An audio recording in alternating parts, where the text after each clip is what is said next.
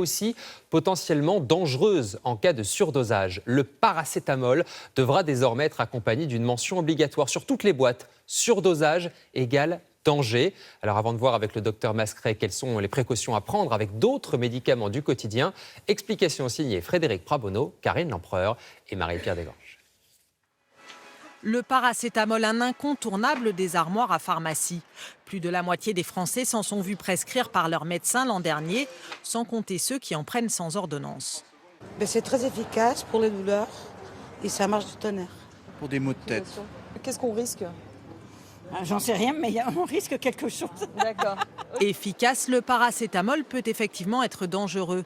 Cet avertissement va donc apparaître d'ici 9 mois sur les boîtes. Dépasser la dose peut détruire le foie.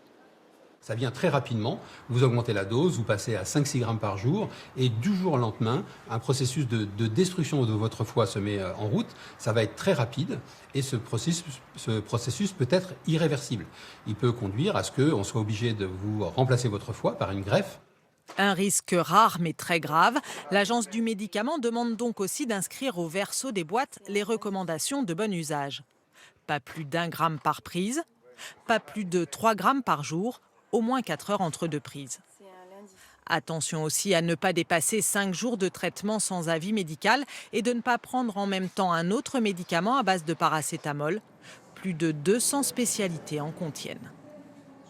Et pour aller un peu plus loin, je vais aller rejoindre le docteur Damien Mascret. Bonjour docteur. Bonjour. Est-ce que ça veut dire cet avertissement qu'il faut quand même se méfier des médicaments même quand ils sont en vente libre comme ça dans les pharmacies? Alors heureusement, la plupart des médicaments qui sont en automédication, c'est-à-dire en vente libre, qu'on peut acheter sans ordonnance, eh bien, le sont précisément parce qu'ils ne sont pas dangereux aux doses normales, ça c'est le point important. Alors il y a quand même 2 exceptions. La première, c'est ce qu'on appelle les anti-inflammatoires non stéroïdiens. C'est les médicaments type ibuprofène, Felden, Voltaren, Biprophénide, Apranax. Ils sont souvent utilisés en dehors de prescription médicale alors qu'ils peuvent être vraiment dangereux pour l'estomac. Ils peuvent provoquer des ulcères et des saignements, des hémorragies digestives.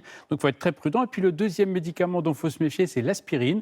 Là aussi, même à des doses faibles, il y a des risques de saignements digestifs. Et puis bien sûr, il faut l'éviter, l'aspirine, chez les enfants quand ils ont des infections virales ou la varicelle. Oui, la varicelle, pas d'aspirine pour les enfants, on fait attention. Est-ce qu'il y a des formes de médicaments plus dangereuses que d'autres?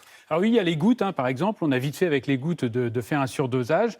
Il faut faire attention aussi avec les médicaments pour adultes qu'on voudrait adapter comme ça la dose pour les enfants. Vérifiez toujours sur la notice qu'il n'y a pas une contre-indication en dessous d'un certain âge ou d'un certain poids. Puis enfin, les collyres. Attention avec les collyres qu'on met dans les yeux parce qu'il faut toujours un avis médical ou pharmaceutique. Pourquoi? Eh bien tout simplement parce que si c'est un collyre avec des corticoïdes et que vous avez un herpès oculaire, vous pouvez provoquer carrément des perforations de la cornée. En effet, on est vigilant et on respecte les doses prescrites par son médecin ou son pharmacien. Merci beaucoup, docteur.